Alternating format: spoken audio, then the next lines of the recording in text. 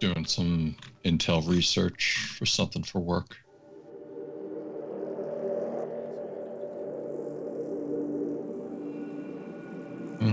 People be stupid, and it causes me to have to do some research.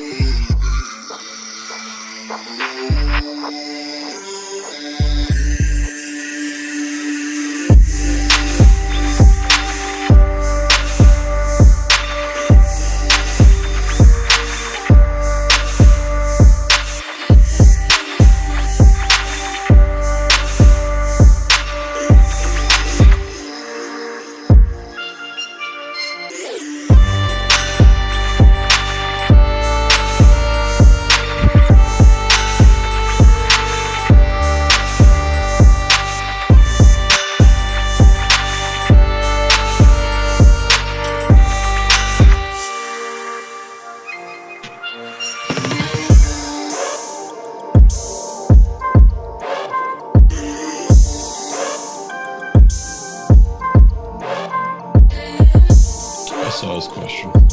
Trying to think of a good response.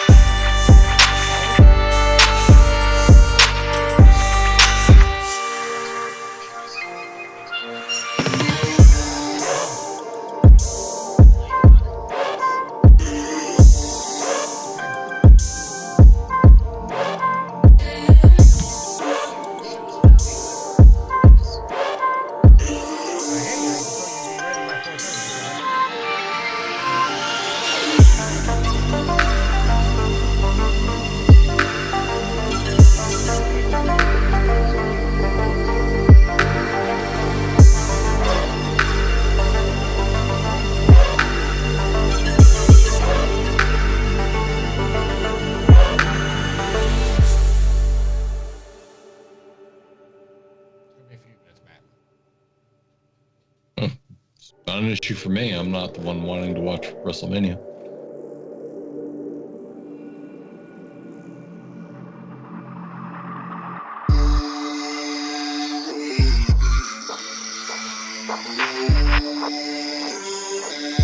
Yeah, there's not much to find. That's the problem. Spend more time trying to find something relevant than actually getting any good info.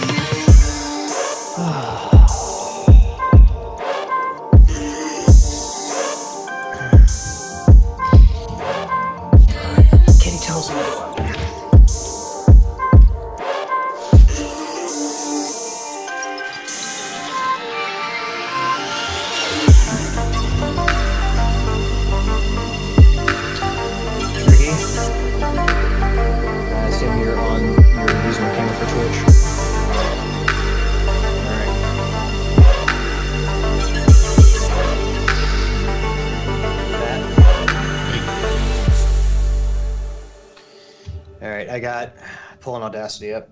Ready whenever you all are.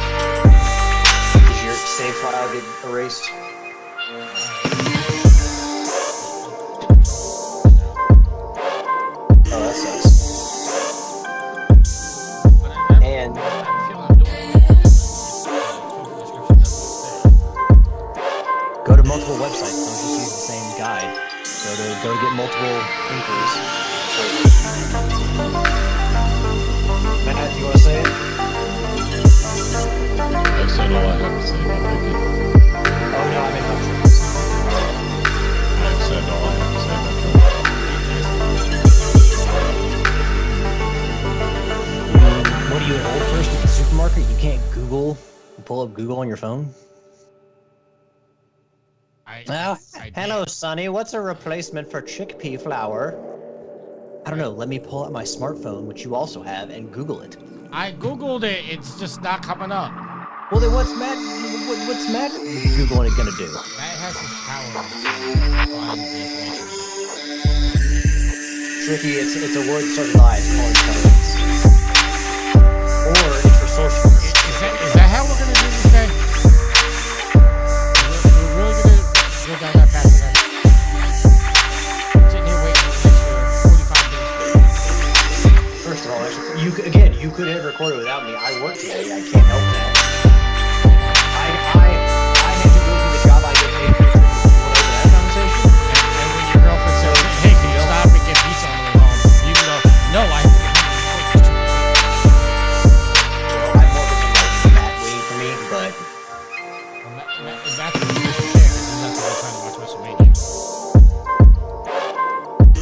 So, well, keep the show to an hour, and we'll be fine for WrestleMania. Did you see the agenda? No, because you haven't, you don't give a shit. No. But I got shit to do this week. I gotta do my taxes, I gotta go to the dentist tomorrow, so... Dude, my shit's coming. I have a CPA. I can't just plug shit into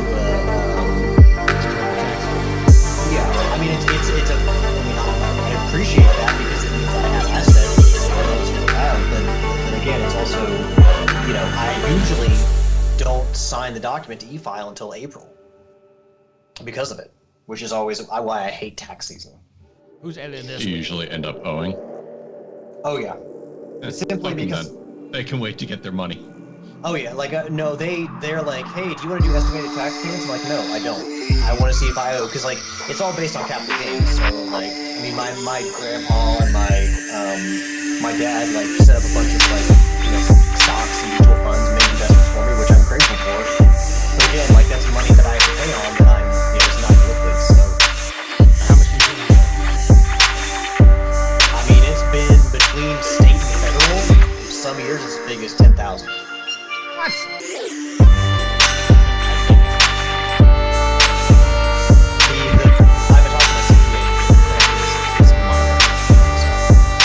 He has no issue with me not.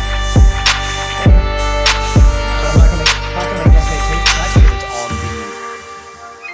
the, just in case that I don't owe anything. I think I owed to state last year, but maybe not to federal. I can't remember. But there are some years where I haven't owed very much, and I'm not gonna pay estimated tax payment to then rely on the government to give me my money back. They'll give you your money back. Oh yeah, they will. In a fucking hurry too. I filed my taxes in January, and I have my taxes in Oh boy, yeah, that's real quick. January to February. That's a lot better than several months. Anyway, let's get started.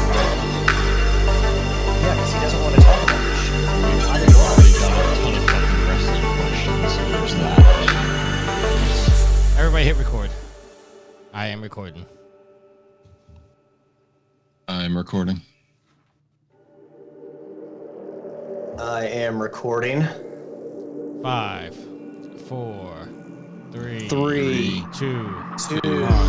1.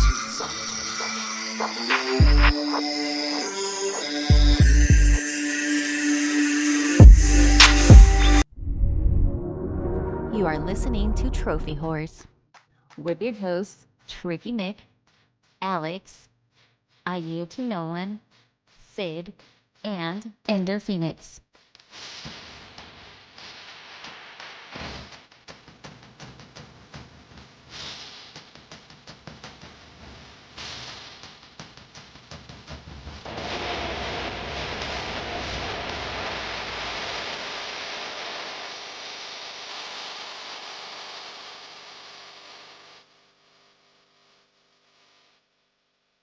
Hello, everybody, and welcome to Trophy Wars. This is episode 616. I'm your host, Tricky Nick. Alongside with me, the man, the myth, and the legend. It's Alex.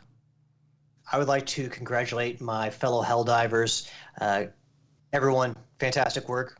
We have completely crushed the automatons. They're off the map. Yeah, nobody cares. He's Wow.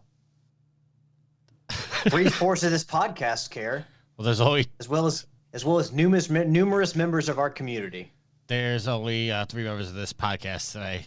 He's the man that doesn't care about trophies. It's Matt. How you doing, sir? You're right. I don't care about trophies. I do care about the automatons pushing back against us, and we crushed them. Yeah, nobody gives a shit. See, okay, here's the thing, Matt. Here We we go. accused him. Here or at we least you go. and- We accused him of treason a few weeks ago for his talk about the backpack, the shield generator. This is way beyond that. This is just. I mean, does it get more treasonous than this? I feel like next time we manage to get Tricky to play, comeuppance will be had. I've already He's gonna have 3 scopes pointed at him. deleted the game, so I'm not coming back. We're gonna triangulate around him. Uh, You said you were having fun the last time we were playing. No, I said I was having more fun. That doesn't mean I had fun. I'm annoyed because between quitting smoking, yay, Do you want to explain why you quit smoking? because I was too lazy to go to the store to get a pack of cigarettes. And do you want to talk about how you had cheat day the other day? I had a cheat day today too. But Wait, So what then is it's not your cheat? fucking quitting smoking. okay, Usually cheat days for people are they have a slice of chocolate cake or some cookies or some shit like that, or something that's just terrible for you. Is your cheat day that you get cigarettes? okay. So when I was smoking, I was averaging about 30 cigarettes a day. Now I'm down to about 2. That's not quitting, Tricky. It's a dramatic improvement. You're correct in that it is a dramatic improvement, but it's not technically quitting smoking. I And- hope it sticks this time because it would be better for your overall well-being if you did not smoke. It'd also be better for your wallet because you would save a lot of money every month. But when you told me this, I was like, oh, hey, that's great. And then you were like, yeah, only because I was too lazy to go get cigarettes. I was like, oh, well, hopefully this lasts, but I don't know because that reason's not real solid. It's a very solid reason. I'm lazy, didn't feel like going to the store. All right. Okay. I was gonna wait to do this, Oh, here we but go. I'm gonna fucking put this out here. To be planned. This is not finalized yet. Should I be scared? Would you accept a challenge, Tricky? Oh, here we go. I will take a month to earn as many platinums of legitimate games as I can. For you, for every platinum I collect, that is a week that you cannot have a cigarette.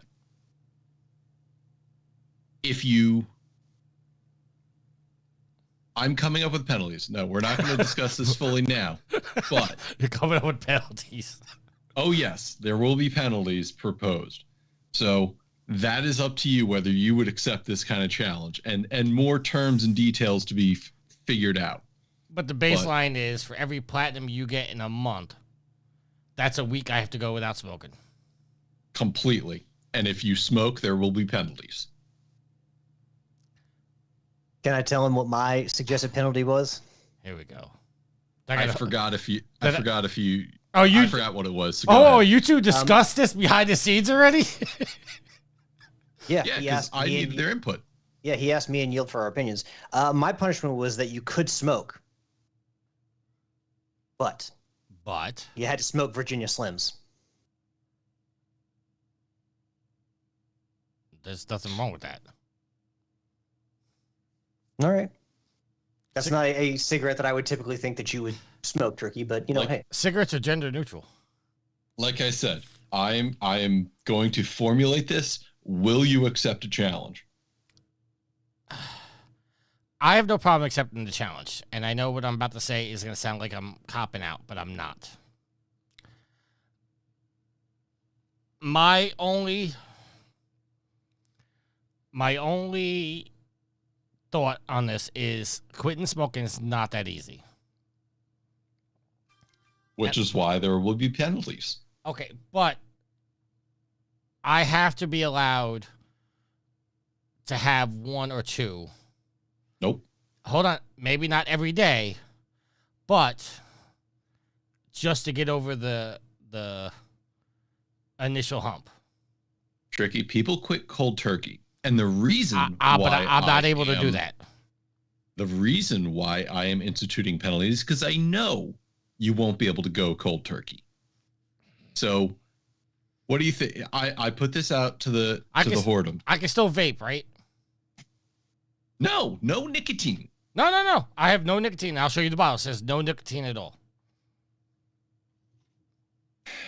It's straight flavor. To be determined. I'd rather you chew gum than fucking put anything in your lungs that fucking shouldn't be there other than air. I can't chew gum. Anyway, as you guys went on this no smoking challenge, part of my frustration is also the fact that I'm down to my last trophy in Suicide Squad, and it seems to be hit glitched. So I don't know what I'm doing wrong. According to the trophy description, I just have to equip 3 tier 3 pieces onto my body. I have a picture that I can put on the page and show you that I have 3 equipped, and I don't know what I'm doing wrong. It might be glitched. I know when I got the tier 2 one, it was a little delayed. So I don't know if the trophy description is just off or what, but yeah. That's causing me frustration right now. And you know what? I'm gonna smoke a cigarette during this podcast just to be spiteful. You're only hurting yourself, Tricky. Well, it is what it is. I'm doing a lot better, and I'm taking it in steps here. Did anybody update your trophies?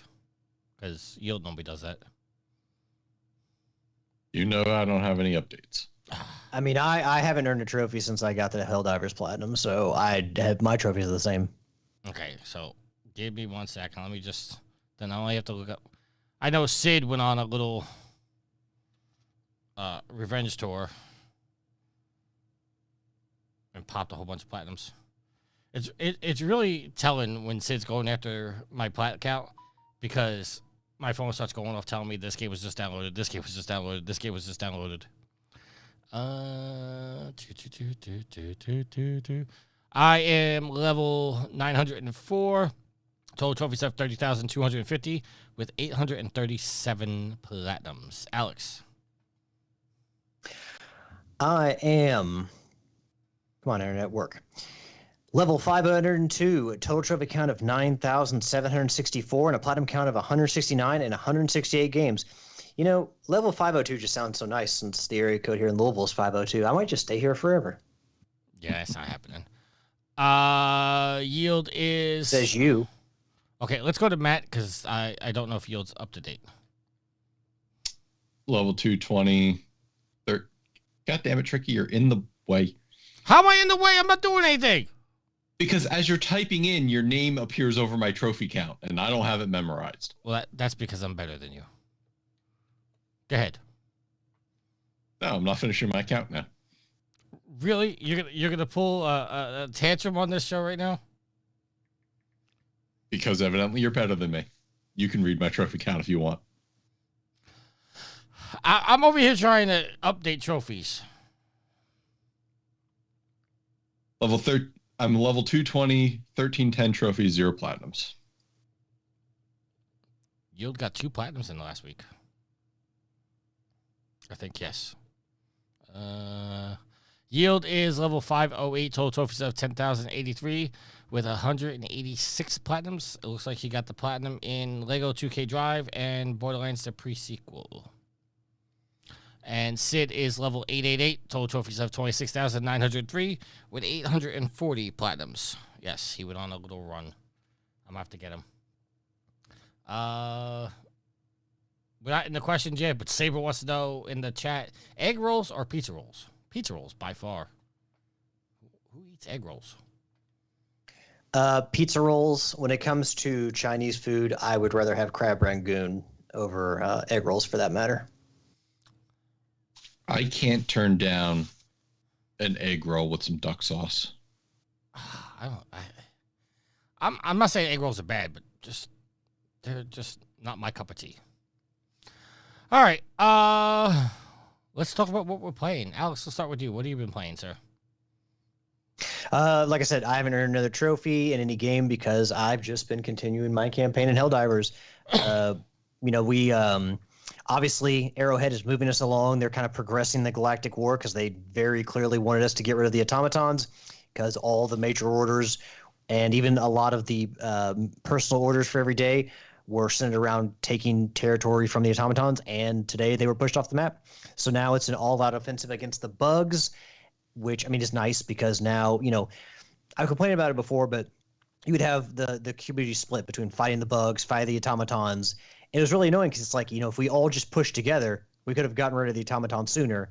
But, everyone's got their own interest at stake, and people play the way they want to play. So, but I mean, we got the job done. They pushed us in the right direction. So now it's just kind of a waiting game as to when they introduce the third faction, because they've already teased the third faction from the first game coming back in, and now we just kind of need to see when that happens. My hope is that they'll allow us to fight the bugs for a bit, get them whittled down, and then introduce the Illuminates, if that's what they're called again, into the war. Because if they immediately introduce the Illuminates and we've just traded one faction for another and still are fighting on two fronts, that'd be it would feel like we made no progress. So I really hope they wait a little bit to introduce the third faction.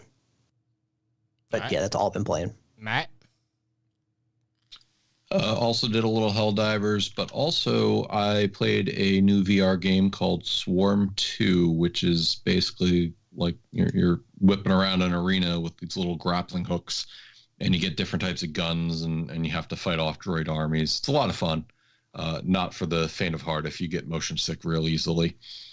Also, I finally decided to pull the trigger, so to speak, and start up my Mass Effect run. I've tried playing the game a couple times before, but I feel like this one may actually stick because I got it loaded up on the Steam Deck. It's playing fine, and it's something I could do laying in bed at night while getting ready to fall asleep. So that's really all I've been doing. It's kind of a busy week for me, especially after what we had happen on the East Coast.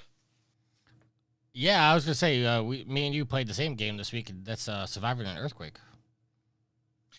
Yeah, I mean, 4.8 ain't anything to sneeze at, but obviously Taiwan had it so much worse earlier that same week, or maybe it was the week prior. But shit shook around here, and it was first I thought it was just a low-flying chopper, and then my coworker calls me and goes, "Hey, did you feel that?" And I said, "Oh no, this is bigger than just this." All right, and then I had to contact my boss, and work went into this emergency thing. So it was pretty interesting for a couple hours. Plus, then there was that 4.0 aftershock at like 6 p.m. I didn't even feel that one. But it was activated for like less than a second, but I felt something. My brother said something, and I immediately went back to the USGS website to monitor.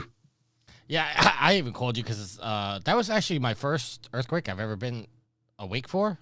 Apparently, talking to other people, we've had 4 in the last 20 years. And this was the 3rd worst earthquake in New Jersey in the last 50 years. Yeah, so the other ones I just probably just slept through. But this one was weird because, as you guys know, if you listen to the shows and the Patrons and whatnot, my landlord's been doing construction above my head for like the last 2.5 months. So when I felt the shaking, I was like, what the hell is he doing up there? Then I'm just sitting in my chair and I'm noticing like just waving back and forth. I'm like, oh, this is an earthquake. It was kind of weird. Kind of tripped me out a little bit. What's going on with Saber in the chat? 600-second timeout by Proven Bot. Oh, he apparently posted a link. You can unban him. Just type /unban and then his name. I think you're a mod, right? Yeah, you're a mod. Sorry, Saber, didn't notice you got banned there. Did it work? I don't know. I'll unban you in a second if it didn't work, Saber. The only thing I've been playing, I played a little bit of The Division. The new story came out, which is really getting really interesting. Played Suicide Squad. Think of anything else they played. I don't think I played it. Oh, I played some Helldivers with you guys. Unlocked a couple trophies that I earned. Got recognized by PlayStation for being a Hall of Fame Helldiver that none of you else got. Yeah, Hall of Famers really delete the game from their console and go back to playing Suicide Squad, which you also can't earn the platinum for, seemingly. I mean, once you're a Hall of Famer, I mean, you really don't have to do anything else. Yeah. Tell yourself that, Tricky. Well, it'd be funny if, like, the PlayStation gods were like, you know what, you're not going to earn that Suicide Squad platinum until you get the platinum for Helldivers 2. Yeah, they called me a Hall of Famer. I turned in my my cape and my helmet, and I'm done. Well, don't need to do anything else. I'm surprised it wasn't a Hall of Shame for like the least amount of kills among any of your friends. Hey, I played that game where I got the most kills out of everybody. There was one game where, yes, we're at the end with all the stats, you got more kills than anybody. Which I gotta say is a little insulting because the 3 of you all at the same time were like, "Whoa, you got the most kills!" I'm like, that's surprising. Like, I play these games.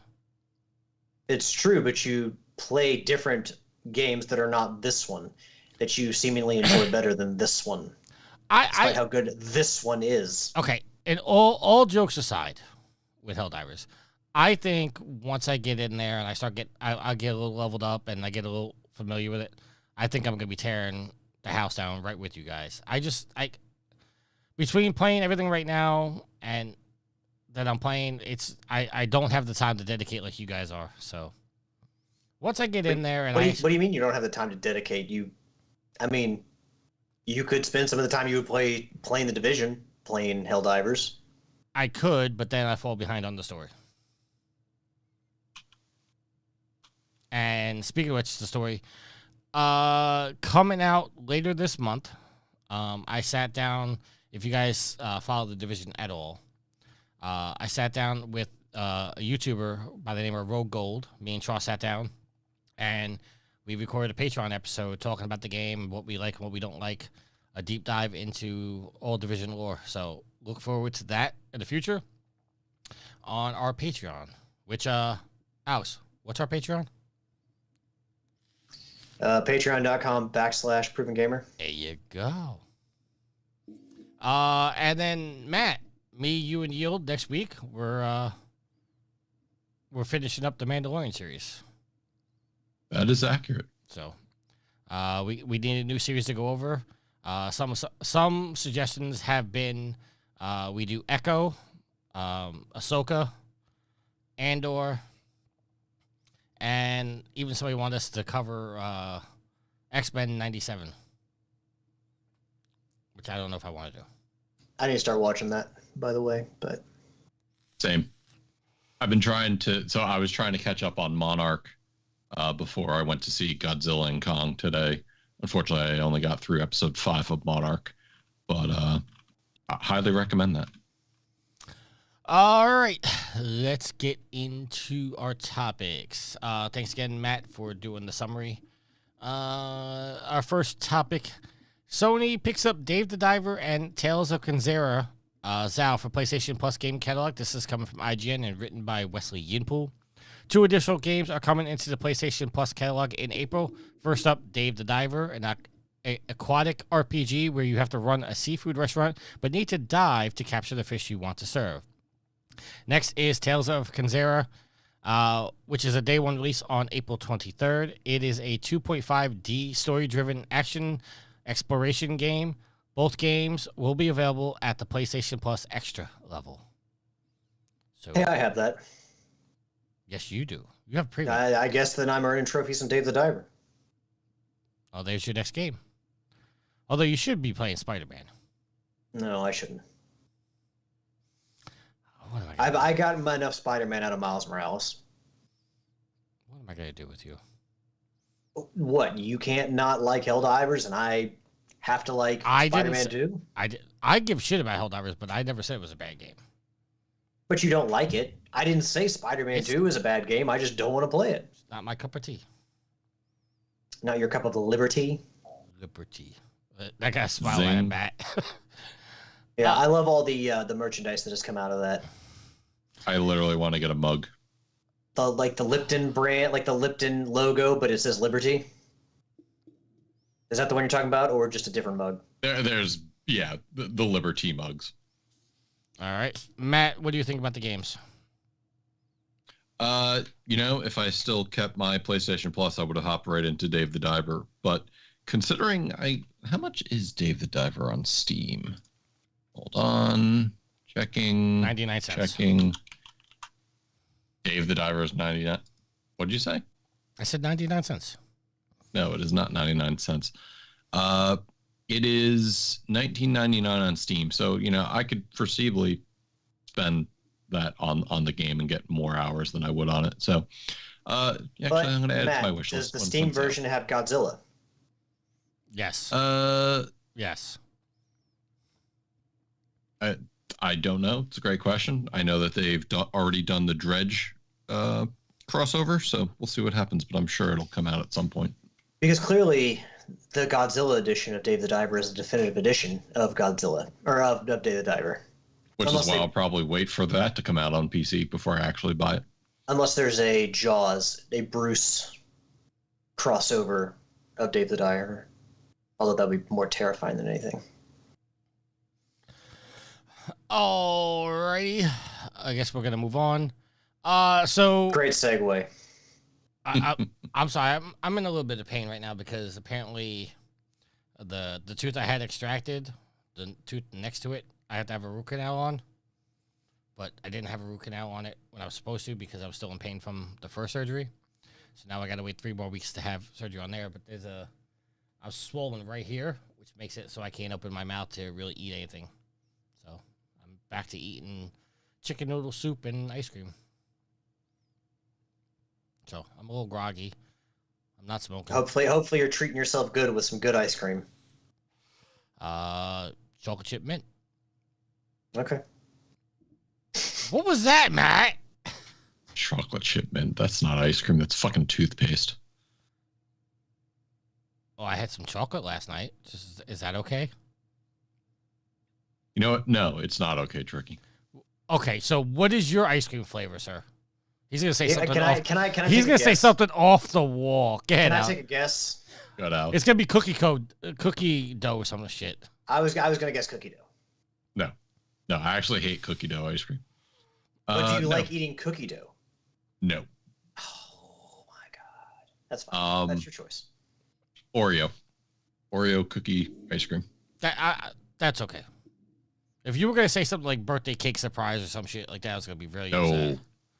No, like when V and I actually went to Cold Stone Creamery a couple weeks ago, I tried like their birthday cake milkshake. No, that was bad. Okay, you know what? We're gonna get a little off the rails today. Do you guys have the opinion that Cold Stone's a ripoff? That it's way overpriced. I never go to Cold Stone because we have local ice cream, like really good local ice cream, and I'm not gonna go to Cold Stone when we have that option. I'd have to go well out of my way to go to a Cold Stone compared to a place nearby called Sundays. Sundays, you know, it's not like Cold Stone. It's not a chain, but there's a couple shops of it, and it is. I would say Cold Stone is more expensive than traditional ice cream shops. Yeah, because I have a Cold Stone near, and Sweet Mama D wanted me to stop one day, but I went to we have like Carvel or Baskin Robbins, and I can get the same ice cream for $4 cheaper. And I'm like, I just. Carvel and Baskin Robbins barely counts as ice cream, but I'm pretty sure we all have access to a Baskin Robbins. Hey, don't you besmirch the name of Fudgie the Whale? Yeah, fuck Fudgie the Whale. 31 flavors and no one gives a shit. Did you really just say fuck Fudgie the Whale? I said fuck Fudgie the Whale. What is your problem with Fudgie the Whale? It's an odd shape for a fucking cake. It's an icon. It's a staple of a northeastern culture. You know what I do? I take a fucking knife and I stab Fudgie in his stupid fucking face. Wow. You probably no. You know what? I'm never gonna go there. Our next two articles are kind of conflicted, just by the headlines. So I'm gonna go to through. Let the listeners know we're full of shit. So we're gonna go through both of them, and then we'll have a discussion. So our first article is coming from PlayStation Life, written by Zamira Khan. Sony has lost interest in the PlayStation 5's Star Wars KOTOR remake. It is being reported that Sony Interactive Entertainment has lost interest in the KOTOR remake. Journalist Jeff Grubb has suggested that Sony may no longer be publishing the game. If you remember, speculation on the remake has been in dispute with the fate of Embracer's publishers after the company has divested significant portions of its game and developers. The next article coming from IGN and written by Rebecca Valentine. Saber Interactive CEO told IGN in an interview that the KOTOR remake is, quote, alive and well, end quote. Another quote, it's clear and obvious that we're working on this. It's been said in the press numerous times. What I will say is that the game is alive and well, and we're dedicated to making sure that they exceed consumer expectations, end quote. No other comments or details were offered. Now, Matt, you read the two articles, so I'm going to let you start first with this. Is it possible that it is alive and well, and the first article is just Sony doesn't want anything to do with it anymore? Well, yeah, and looking at what happened, if you remember, KOTOR remake was originally being developed under Embracer by Aspyr. Aspyr lost it, and they gave it to Saber Interactive. And recently, Saber Interactive split from Embracer. And we thought that maybe Bracer still retained the rights to KOTOR, but all that's still backroom deal, secretive shit. But according to this article, CEO said, hey, we're still making it. I mean, their question is alive and well. What does exactly that mean? I don't know. In this day and age, a thing could be alive and well 1 second and dead the next. All right. Alex, your thoughts? If you're the CEO of Saber, you don't come out and say that, because if you knowingly are lying about that, you're just gonna piss people off. So there's no sense in the CEO lying. So I believe it is actually they are still working on it. The other article didn't say that it wasn't being worked on. It just said that Sony wasn't interested anymore and might not be publishing anymore. Which, if Microsoft looks at the project and says, hey, this is actually, this is something we might want to publish, who knows, it could be Xbox exclusive again. And, that Microsoft has the money. So What do they care? But if you all remember, we have talked on the show before, it was a while ago, but Disney and Sony obviously being big partners in this, they both said when they saw the game that, you know, the game wasn't in a state that they were happy with, both Sony and Disney. So who knows what state the game is in? Obviously, you know, Aspire, Asper, I don't know, you know, how you pronounce it. I'll go with Matt though, because Matt's a smart guy. Aspire, they had to change development studios, so that's not a good sign. You don't really do that unless a project is, you know, heading down the toilet. So hopefully Saber can save it. And, you know, this doesn't mean if Sony chooses not to publish it, doesn't mean it won't show up on the PlayStation. It means that, you know, Saber just has to find somebody else to publish it. So it could still come to PlayStation. But if it does end up coming out and it is exclusive to Xbox again, that would really fucking suck. So I hope if someone picks it up, it's not Microsoft. Yeah, I was going to point out, just because Sony's not publishing doesn't mean that. I severely doubt they're going to go do all that work to make a PlayStation 5 version of it, and then because Sony's not publishing anymore, just say we're not going to put it on PlayStation anymore. So hopefully somebody like 505 Games or somebody picks it up and publishes it if Sony doesn't want to do it. I don't know. Excuse me. I don't know if we actually discussed. Are either one of you guys really excited for the KOTOR remake?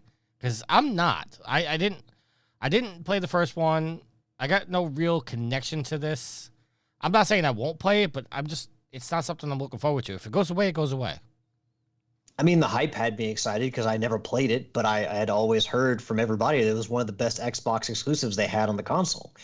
And, you know, I'm not overcharged on Star Wars. I stopped watching the TV shows. The last game I played was Jedi Fallen Order, which was in the last few years. So, I mean, I played a Star Wars game recently, but I'm not, just over imbibing on it as a whole. So, you know, by the time the game was going to come out, I would probably be ready for another dose of Star Wars. Who knows? Maybe instead I'll get Eclipse from Quantic Dream. But I mean, I was excited at the chance to play it. Now, given, what, the reviews and, videos that came out, who knows, maybe that would have swayed me. Usually that stuff doesn't sway me, particularly reviews. If I see really cool looking videos or it looks good in videos and the gameplay looks solid, I'll buy into it. But, I mean, I was excited for the chance to finally play it. Just like back in the day, I was excited to finally play Alan Wake. Matt, your thoughts on KOTOR? I mean, I played the original. I didn't beat it, but, I know all the things that happened. So kind of like with Final Fantasy VII, they need to change up some stuff if people who played it are to be excited. If not, and it's meant solely for people who didn't play it, I hope they get to. All right. Moving on. This is going to be a conversation mostly for you guys because I don't know what this is in reference to. Coming from IGN and written by Wesley Yinpool. Some Helldivers 2 players are threatening to team kill anyone who wears a new... Is that Malevelon? Malevelon. Thank you. Creek Cape, but the community is fighting back. In the early days of April, Arrowhead developers released a new cape to reward those who successfully defended the creek, a world in an automaton-occupied space. Responding to major orders from Super Earth, Helldivers were able to liberate the planet in just 5 hours. Unfortunately, some players have begun to focus on just defending this planet, which led to the other players being upset with their lack of following orders. Players wearing this news cape have been dubbed Creekers, and kill on-site orders have been circulated in group discords. So, Matt... Let me break it down for you, Tricky. I was going to say, go Matt, ahead. Didn't we all get this cape? We did, yeah. So I some editorializing there. So what happened, Tricky, is Super Earth Command said, hey, we need to defend Malevelon Creek. And Helldivers did it, as it said, in 5 hours. And the community narrative, the meta around this, that Malevelon Creek has become like the planet everybody... The Reach? Yes, thank you. I was trying to relate it to something a lot of other people would know. And what's happening is Arrowhead gave everybody this cape to commemorate this being Malevelon Creek Day. and people are wearing it. And what's happening is despite not needing to defend it anymore, like if the automatons came back and were fighting on it again, the players would go defend it. They're like, no, you're never taking this planet again. Despite whatever major order there is, and you've played the game, you know what happens when you're issued a major order. You usually get medals for it. Right. So some people are seeing people who wear this cape as creakers and say, you know, fuck those people. We're just going to kill them or kick them on sight. And it's part of it's a fun narrative thing that the game is doing. Other, it's people being assholes. Okay, so the part that's really confusing me is the headline says players are threatening to team kill anyone who wears the cape, but the community is fighting back. The community is the players, so like, I guess there are a smaller group, a minority of people trying to do this, get this started, and the community as a whole, there's backlash saying no, we're not going to do that. I, for one, have been wearing the cape to commemorate Malevelon Creek. For those who don't know, it's not just this one-off event. Malevelon Creek is like the most important event thus far in Helldivers 2 lore. And I wasn't even like fighting the automatons when this happened, but apparently there was a stand that Helldivers tried to make at Malevelon Creek in story, and we got crushed and the planet got taken from us by the automatons. So it's always been like this big flashpoint topic within the community. It was seen like I compared it to Reach from Halo. This planet that we lost, and we commemorate the lives of all the Helldivers lost on Malevelon Creek. It's kind of like the one planet everybody who plays that game knows. So it's kind of in lore the most important event until, you know, recently in Helldivers 2. But I've worn the cape and no one's done anything to me. No one's. And how do we get the cape? Just log into the game. It's in our inventory? Yeah, it just like you would earn the medals for completing a major order. You just get the cape. All right, because after Yield posted that, I did boot up the game and I didn't see the cape. So I didn't get a notification. It was just in my inventory. Oh, okay. I didn't get a notification either. And for anyone complaining about that, like that people would just fight on Malevelon Creek and ignore the major order. First of all, I understand the frustration with people ignoring the major order, because to me that's almost treason. Like you have an order from your superiors and you're completely, you know, just you're going rogue and you're just ignoring it. That's treason, you know, if we're going by Helldivers 2 logic. But it's no worse than people going to fight the bugs instead of fighting the automatons. So, you know, what are you going to start a rampage against those people? I mean, I guess you wouldn't necessarily know, but yeah, it's stupid. It's people being stupid. Yield just posted 1 minute ago. Well done, Helldivers. Mission accomplished. Hey, here's the thing. The cape actually looks pretty badass. So just because you have it doesn't mean that you're necessarily only going to be fighting on Malevelon Creek. So, which you got to figure doesn't make sense, because if you're on Malevelon Creek and you see somebody wearing it, then you're fighting with them. If they are fighting with you and you're not on Malevelon Creek and they're wearing the cape, then they're helping you fight off of Malevelon Creek. So the community doesn't make a whole lot of sense right now. All right, let's get into time to check my social media. Yeah. So Matt's probably gonna check out for a lot of these questions. So our first question is coming from Daryl. It says, will Cody finish the story? They gave him a new contract. He re-upped. Yes. It's as simple as that.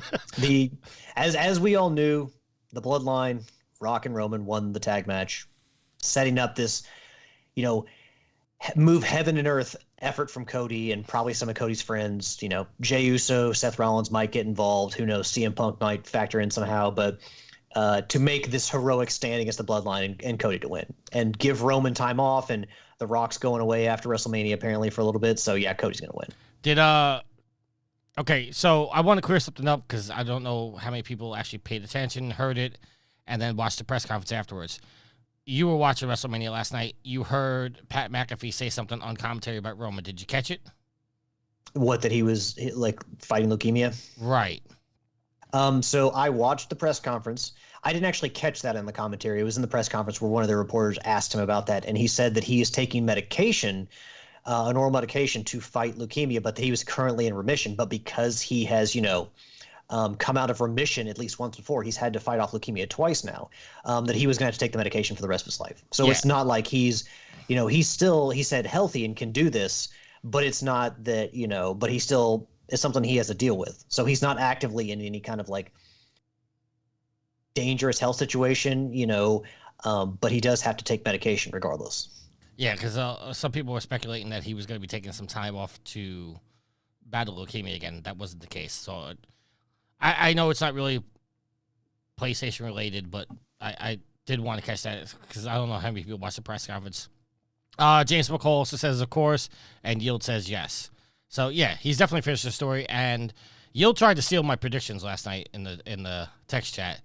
I said that Rock and Roman were going to win the match last night, and Rock's going to turn on Roman tonight. Dude, anyone can see that from a mile away. Roman is going to lose the belt, and Rock's going to be like, what the hell, man? We won yesterday, and you lose the belt now? And then that's going to cause a rift. No, Rock is going to cause Roman to lose the belt. No, I mean, I think it's more likely. Who knows? But I think it's more likely that him losing the belt is the impetus for The Rock to be like, "What the fuck, man? You screwed up." Nope. I'm saying Rock is going to cost Roman the belt. All right, next question coming from Jeremy says, "I apologize to Matt for the wrestling question. But do you think Priest cashes in the Money in the Bank tonight?" Yield says yes. I'm going to go first. I'm going to say whoever wins out of Seth and Drew, Damian Priest cashes in. But I have a weird theory that I want to throw out there. This is a stretch here, Alex. So, how often do you watch Raw and SmackDown? I do not have cable. I mean, once it comes to Netflix, I may tune in, or Raw goes to Netflix, I might tune in every once in a while, but I usually just watch segments that I want to see on YouTube. Okay, so that is the way. A while back, Finn Balor and Damian Priest moved the contract from the original Money in the Bank contract briefcase to the senior Money in the Bank contract briefcase. All right. I have a theory. I think Great. Finn Balor put a fake contract in the new briefcase, and Finn Balor is actually holding on to the real contract, and that Finn Balor is going to cash in tonight. I hope not, because one, that would make Damian Priest look really stupid, and they don't need to be breaking up the Judgment Day at this point. There's still life in the Judgment Day, and also, no, they're building towards McIntyre and CM Punk. That's going to happen at SummerSlam probably, or as soon as CM Punk is healthy. So no, they're not taking the belt. McIntyre is going to win, and they're not going to, because he deserves it. He's been doing really good work, and they're not going to immediately take it off him. I think they are. To then put it on Damian Priest and ruin, whatever momentum they would build towards. God damn it, take the fucking dog out. Jesus Christ, it's not hard. And kill any momentum they have towards that, because that's the match people want to see. People don't really care about Seth and McIntyre as much as they do about Punk and McIntyre. That's the match people want to see. And having the belt on the line, I think McIntyre wins, and either Priest or Finn cashes in tonight and wins. No, because they already had the Intercontinental title match. Because as Austin Theory showed, you can use the Money in the Bank contract on something besides the world title. You look like a moron doing that, but you can. So there's no other belt I don't think that Priest could the U.S. title, but is he really going to go after the U.S. title? But no, Cody's going to win. They're not taking the belt off Cody right away, and McIntyre's going to win. They're not going to take the belt off McIntyre. You don't think there's a shot that they cash in on Cody? No, not at all. Because here's the thing. WrestleMania was always, from what I understood, a way for, Vince McMahon, as evil as that motherfucker seems to be, a way to send people home happy. The big event at the end of the year that starts a new season of Raw or SmackDown or whatever, a way to send them home happy. Now, with Roman winning almost every WrestleMania, they haven't done that in a while. And having Cody win is a way to send Philadelphia home happy. People want to see it. Triple H knows that. Damian Priest is not going to cash in tonight, and if he does, he's going to fail. So I really hope they don't have Damian Priest cash in. All right. I think you're wrong, but my prediction's out there. All right, I got to step away. I got to get some vape juice for my vape. But the next question... You can't wait until the show's over? No, because otherwise I'll start smoking, and you don't want me smoking. I thought you didn't buy cigarettes. I have cigarettes. So you bought cigarettes. Yes. Anyway, TD wants to know if you could have any vehicle from a game or an anime, what would it be? We'll start with Matt. Oh, thank you, Thomas, for asking a gaming-related question. And I actually want to put out there, he requests to no longer go by T. Diddy, especially what's come to light recently about a certain similarly named star. So, Thomas, thank you for asking a gaming-based question.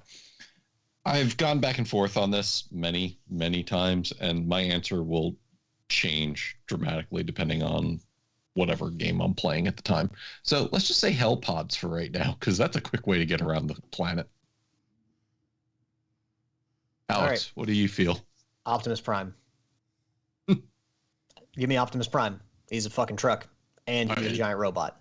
Give me Optimus Prime. See, I thought about Soundwave. Like, Soundwave's not a vehicle. But then so in his original form, he's not a vehicle.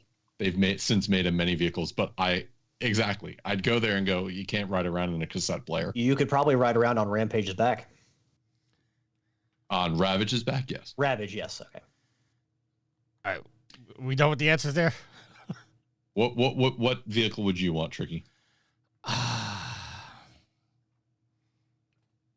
I don't know. Sorry.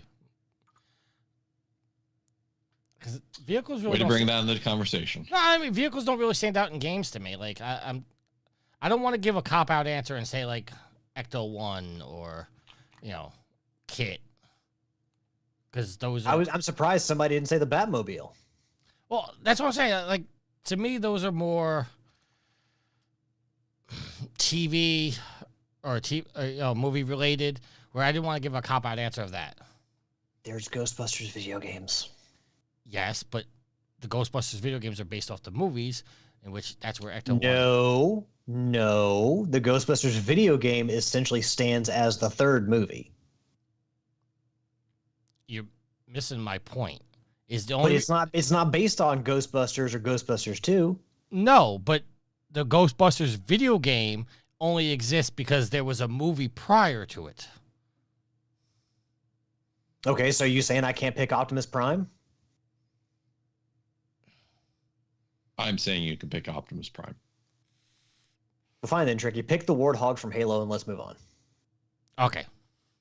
You know what, Tricky? I'm gonna throw you a softball here. Don't be a bone. What about the R-Wing from Star Fox? No, because that game was stupid. Did you never play Star Fox 64? Look, I understand if you don't have a high opinion of the franchise now, but are you gonna shit talk Star Fox 64 with me present? I've never been a fan of Star Fox.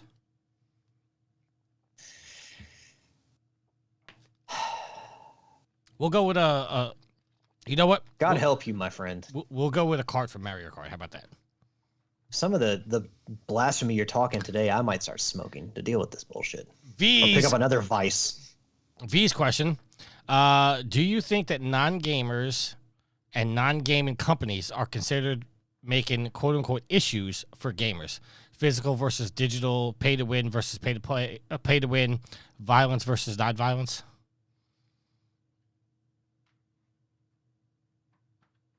So basically she's saying that, non-gamers are making decisions that affect gamers. And, absolutely. We're at a point where there's corporate overlords making decisions that maximize their profit as opposed to giving gamers what we actually want. What was the lawyer's name back in the Sarcastic Gamer days that they made a parody video about? Mike, no, Pachter was not the... Jack Thompson? He's the analyst. Jack Thompson, right?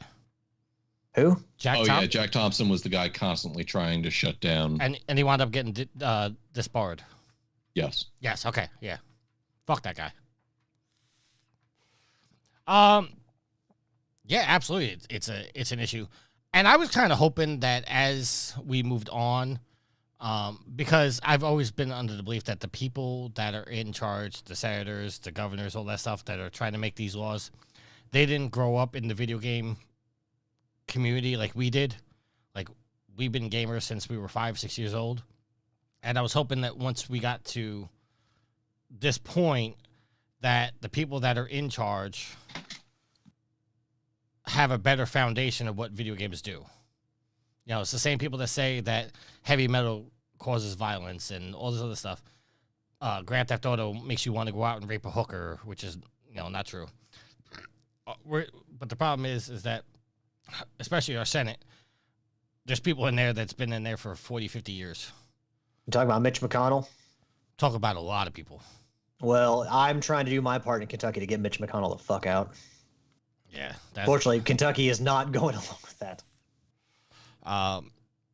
So, just putting out there, senators should have term limits. I'll say that. But yeah, definitely an issue. Matt, did you give an answer on this yet or no? I'm sorry. Yes. He did. Okay. Next question coming from T. Diddy. What update? He didn't want to be called that. You missed what I said as you were walking away. He doesn't want to be called T. Diddy anymore. Oh, I'm sorry. No, wait, he didn't. Did he miss it? Because I thought when you made the comment about, He was taking his earpieces out at that exact moment. He doesn't want to be. Why doesn't he want to be called T. Diddy anymore? Would you want to be called Oh, I got it. Trick Never mind. Diddy? Moving on.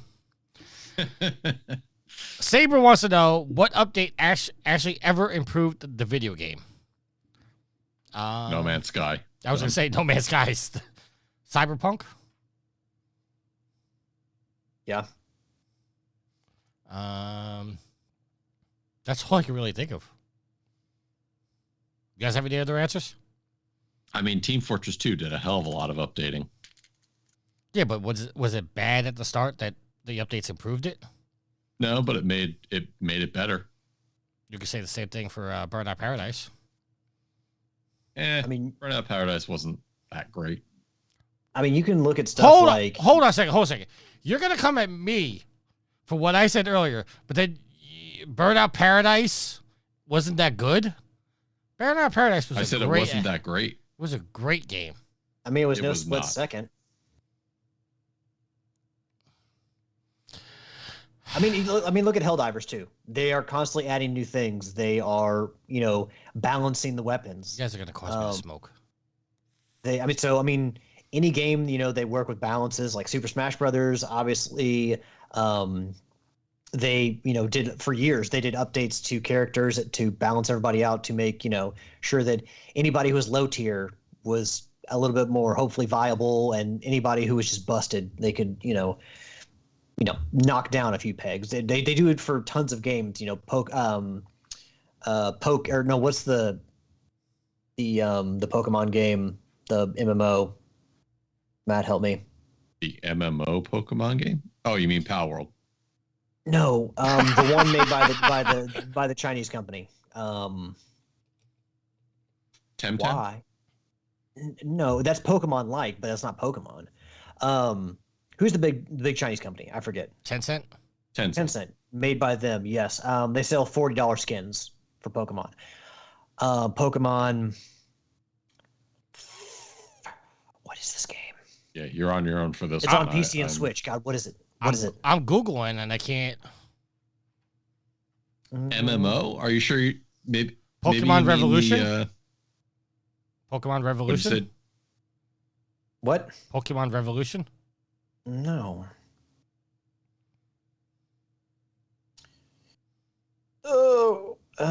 Unite. Pokemon Unite. I don't know why I couldn't think of that.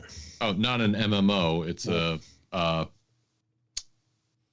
oh God, now you're gonna drag me out. It's like League of Legends or Online or battle Heroes of the arena Storm. game. Thank you. Yeah. Online battle arena game. But there's lots of people playing it. It's massively online. But I get it. Not the right terminology. But yeah, I mean, the games that live forever, like, have a long life, typically include all kinds of updates, patches, balances. That makes games better. All right. Moving on. You gonna pick the ball and run with it, Tricky? No, I'm not picking anything up. Next question. Saber wants to know, if a dream gave you advice, would you follow it? If it made sense. Depends on who gave me the advice in the dream. He ain't following any advice. But then again, he's not dreaming about me either, so.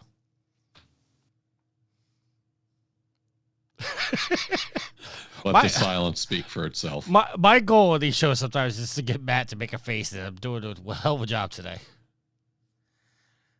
Okay. Alex, if a dream gave you advice, would you follow it? Depend on the advice, and like I said, who was in the dream.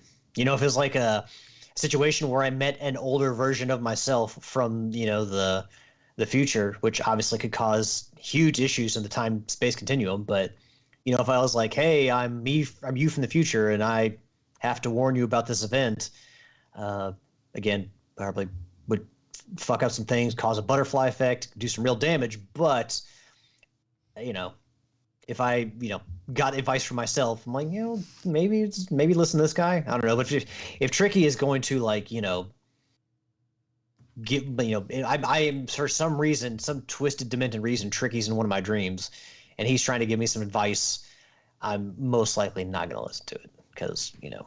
He doesn't listen to me when he's awake. Why would he listen to me in his dreams? Well, that's my point exactly. All right. So, Rick, who was excited to see the show, I asked him if he's going to come to the show. He says, no, I'm busy playing Super Stardust. He says he's got one more trophy to get, and once he unlocks it, he'll jump in the chat. So, hopefully we'll see you, Rick. Next question. Saber again. What are some of your favorite hamburger joints? There's a place by me literally called the Burger Joint, and it's Smash Burger, Five Guys-esque, but it's its own little store. It's not a chain, and it sells pretty decent burgers and some bacon cheese fries. Alex? There's a local place, I'm pretty sure it's local, called Muscle and Burger Bar. This group owns a whole bunch of different restaurants in town, but I mean, they've got really good burgers there. And also for a chain, we just got a Jaggers by us. Really good tater tots, good burgers, good chicken sandwiches. So yeah, for a more chain-like feel, Jaggers. For a more local flair, Muscle and Burger Bar. And yes, they also do have mussels for appetizers. So. I stick to my burgers to fast food joints. I think Wendy's. I think Wendy's has the best. You know, hold on. Burger King has the best burgers. McDonald's has the best fries. Wendy's has the best nuggets. Hands down. Wendy's has the best spicy chicken sandwich. That it does.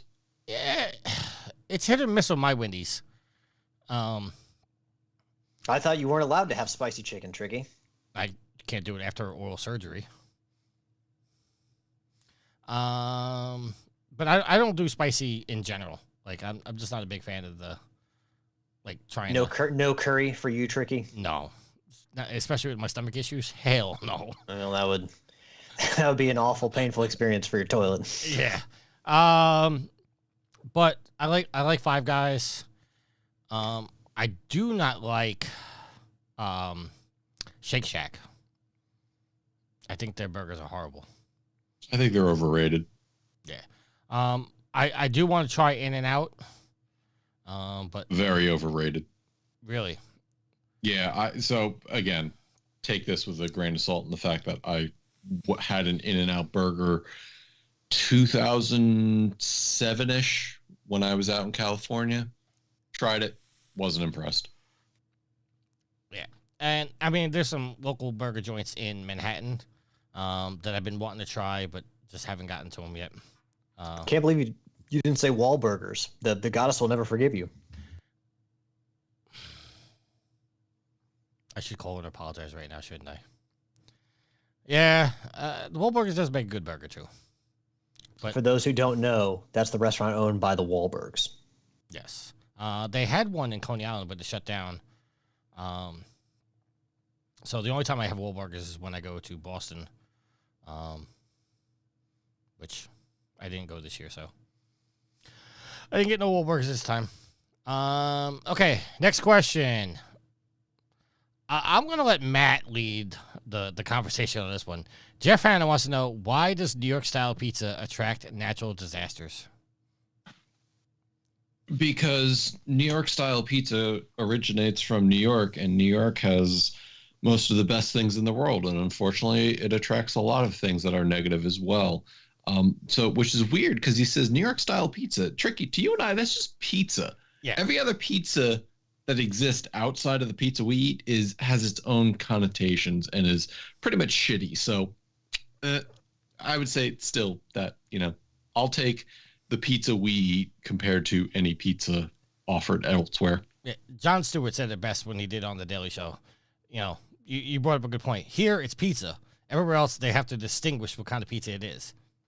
So, Alex, you want to make a smart-ass comment? As someone who has had pizza all throughout Italy, and including on the Grand Canal in Venice, I think you guys are a little bit full of yourselves when it comes to your pizza. But that's okay. You can be proud of your pizza. I'll give you Americanized pizza. Well, because I don't know if y'all know, but Italy makes some good pizza. Well, they do make some really good pizza. We're gonna find out if and when we ever hit Trophy Horse 1000 because here in Louisville, you know what the secret to good pizza is? We're gonna dump a shit ton of cheese on there, and you're gonna get a shit ton of toppings. I'm not going down this path again. To be fair, actually, Louisville is more of a crossroads of pizza. We're not known for any one type, so you kind of get a lot of different styles here, which is nice. Joe wants to know, what is the best wrestling game of all time? And no, you cannot say No Mercy or Here Comes the Pain. I think it was WrestleMania 2000. That was the first one done by THQ, published by THQ on the 64. Previously, before that, it was WCW NWO Revenge. There was another WCW NWO World Tour before that.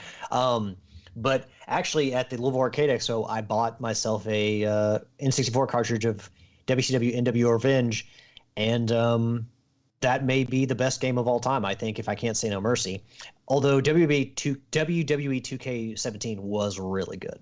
It's Here Comes the Pain's good. I mean, top three, I would have to say Here Comes the Pain, WWE 2K17, and then Revenge.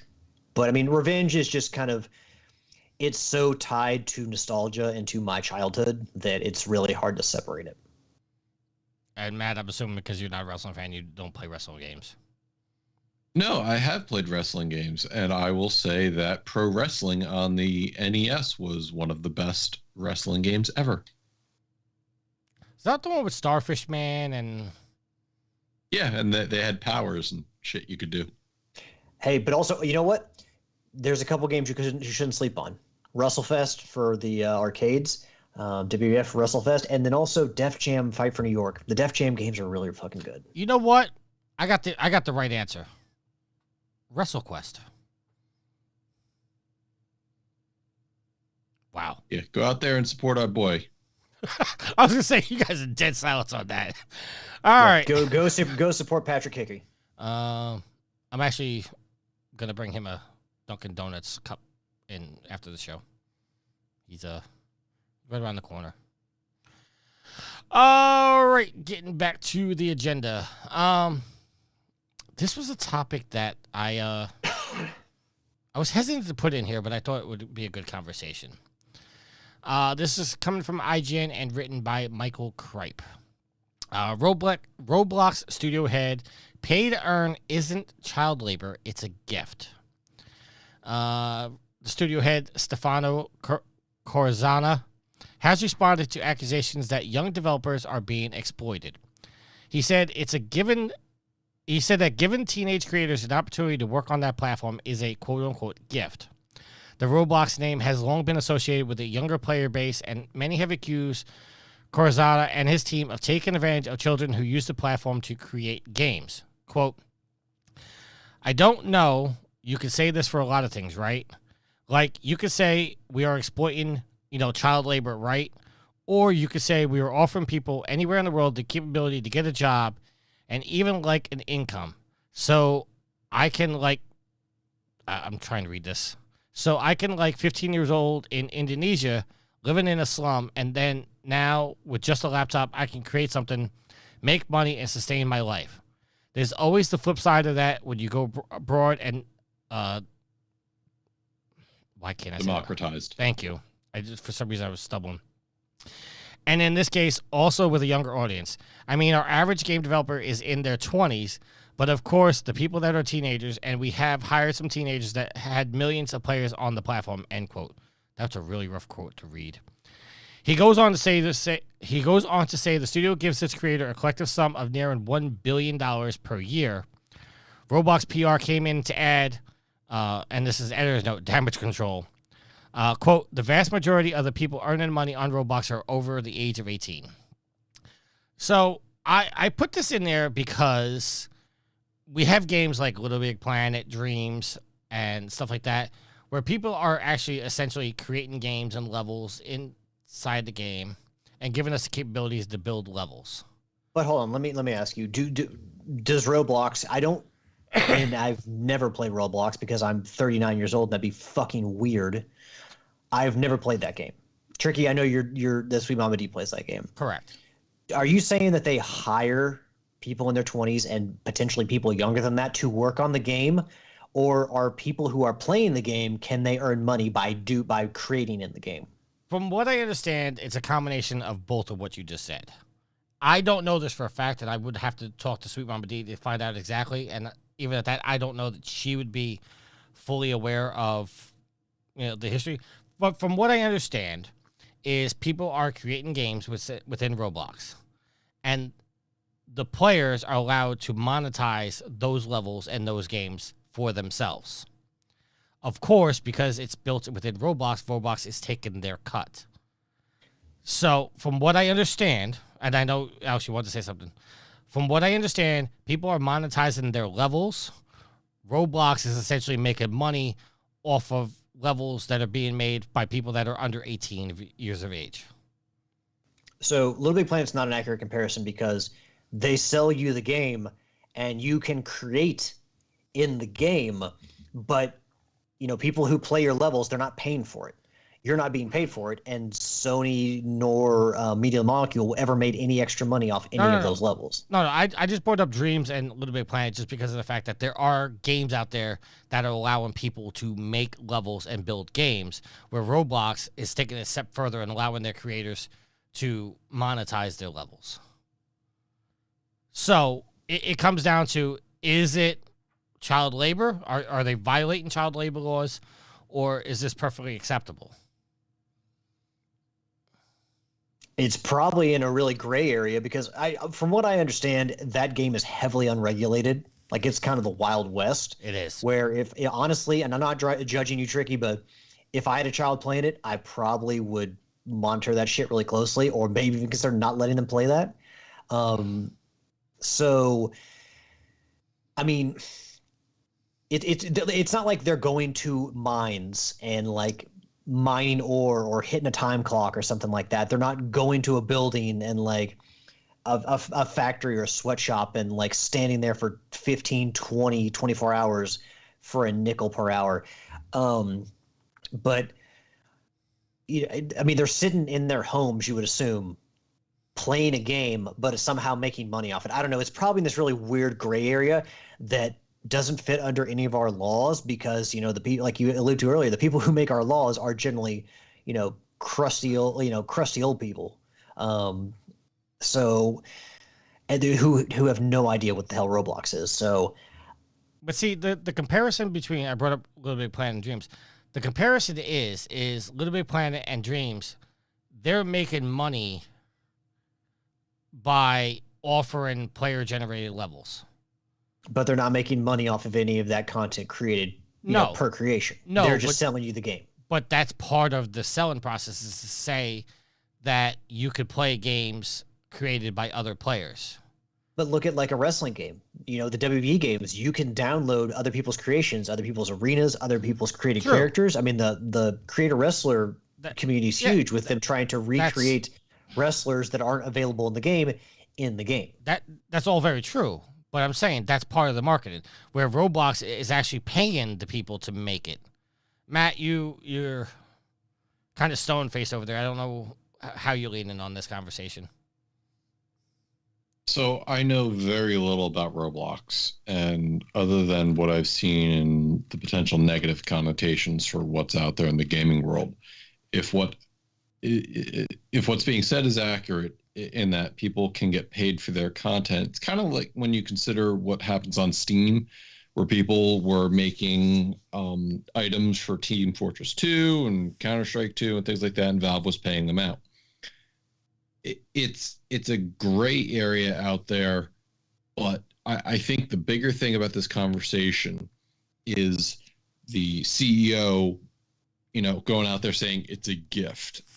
Like, people work to make money, and for him to be like, oh, I am a kind God and I created this system that allows people to make money and make a living.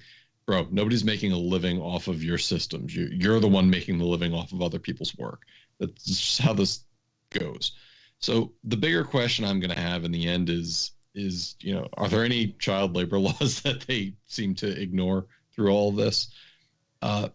It's an interesting conversation, one that definitely needs to be had by people much smarter than myself, as it relates to, the implications of what it means for child labor and child workforce. I just know that there's been a lot of controversy about Roblox and what it does and what it enables. And especially when you look at the potential for child abuse across the system, it's concerning. But from a beneficial standpoint, maybe it gives some kids a taste of what it's like to be a game developer. I don't know. It's to Alex's point. The fact is, they're monetizing something people are making in a game. Whereas things like Dreams or Mario Maker or Little Big Planet, you're just building stuff with the tools you have in the game and putting it out there for people to play your solo little level. You're getting no monetization. The company's getting no monetization on their end for the things that you're doing, other than the concept of this is a community-based game and people will make stuff for the community. And, that means it's much less of a game that we have to develop. You all do the work. Here's a question. So can someone who's not 18 have a YouTube channel and profit off that? Absolutely. So is that not in the same category if you have children potentially or minors creating content that they're getting paid for? Does YouTube make any money off of that? YouTube, actually, yeah, they sell ads and stuff like that, so they're making money. So if Roblox were to fall into this category of, essentially what is being kind of proposed as child labor, wouldn't YouTube fall into the same category? I think YouTube has rules, which I'm not exactly sure. But I think YouTube has rules in place that you can't monetize until you reach a certain age. And also, did Roblox just how do they pay people? Did they just give you in-game currency, or do they send you a fucking check that says, "Here's your Roblox money"? I don't know. I don't know how it's paid out. This is actually this article and a quick conversation with Sweet Mama D was the first time I found out that creators were able to monetize their levels. But, Sweet Mama D's been playing Roblox for years. She's listened to podcasts about it. She's, she's listening to Reddit. She's reading Reddit stories. She's watching YouTube, all stuff. Tricky. No wonder you can afford so many PlayStation 5s. Your daughter's been playing Roblox for all these years and creating all this content. I'm surprised you don't live in a penthouse. No. Because she does want to do game development in her future, but she doesn't. She's not making any Roblox levels. I don't. What? You're sitting on a gold mine, Tricky, and you're just gonna let her get away with this? Not make a Roblox levels? Not make content for this money printing machine? But the problem is with all this is it comes down to what country the person's in, because obviously we have child labor laws, but we allow 16, 17, I think even I think as low as 14 in some states allow people to work. I could be wrong. So it comes down to that country's laws. And obviously, we got the rumors that there's people in China that are 9, 8 years old that are making iPads and stuff like that. And, I don't know. I don't know where the line should be on this, but I I think it is a little bit wrong that a company is trying to profit off of levels being made by the community. And again, my argument with, like Matt brought up Mario Maker and Little Big Planet and Dreams. No, the company, the developer isn't making direct money off of those levels. And no, the creator is not making money for creating that level. But those developers are making money on the idea that the game they put out there is ever going and can grow because the community will make levels. And that is a selling point to sell their game. Where Roblox is like, here, you can make levels, and we're also going to allow you to monetize those levels. So on the surface, it was like, oh, we're going to let you be rewarded for your hard work, but we're taking the lion's share of the profits. So it's that gray line that I'm not exactly sure where I fall. I mean, personally, I think that people should be allowed to create stuff within Roblox, but money should never change hands. There should never be any money gained from it or anything like that. It should just be a game that I don't even know. Do you pay for Roblox? Is it free to play? Like what? I don't know. It's free to play. You could buy Robux to buy stuff in game.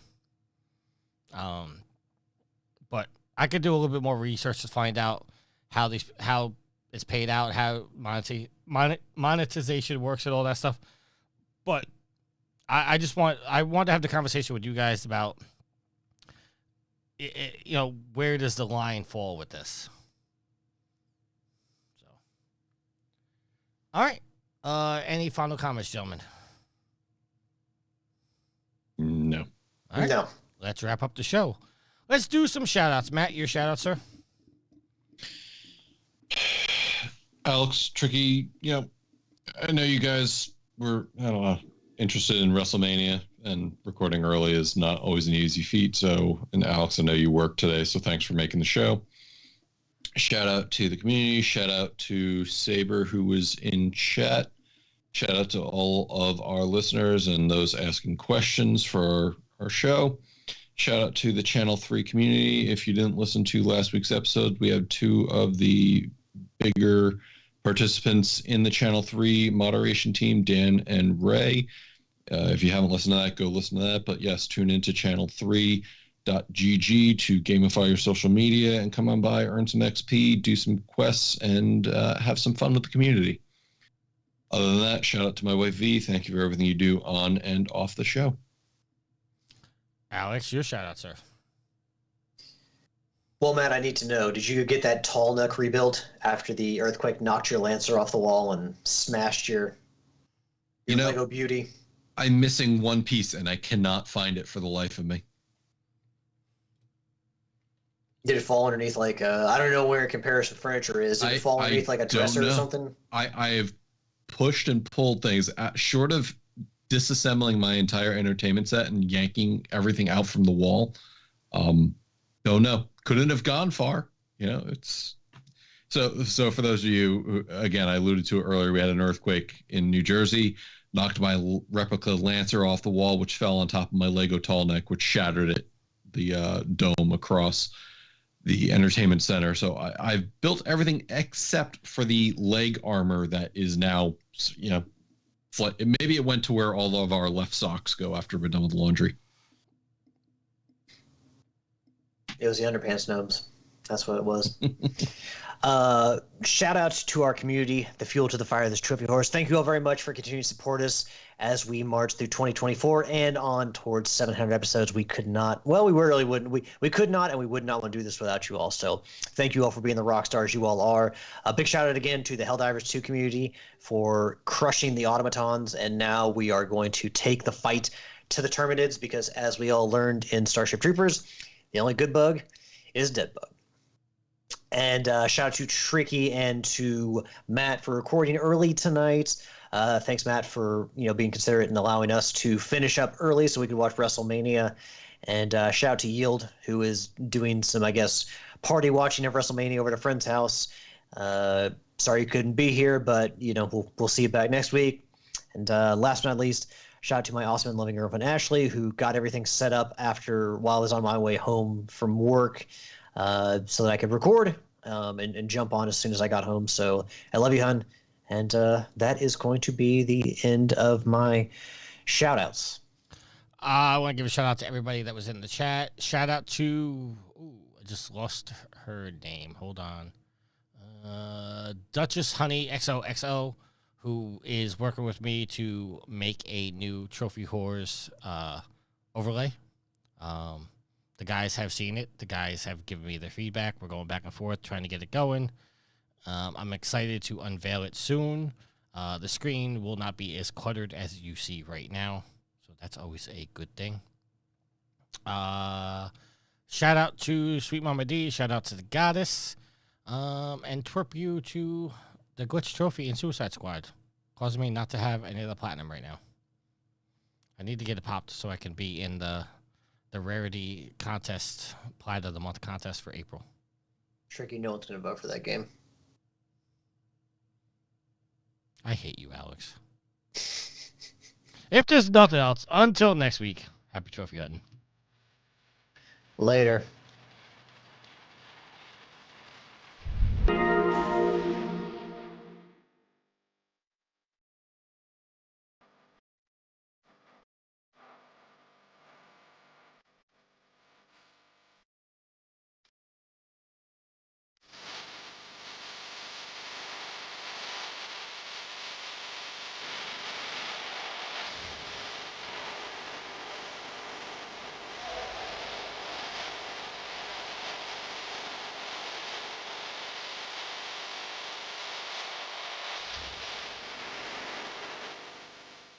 The theme song is Venus by the band Even off their album Zenith. Permission granted by the band and 12 Stone Records. You can find them on Facebook by going to www.facebook.com/evenphilippines.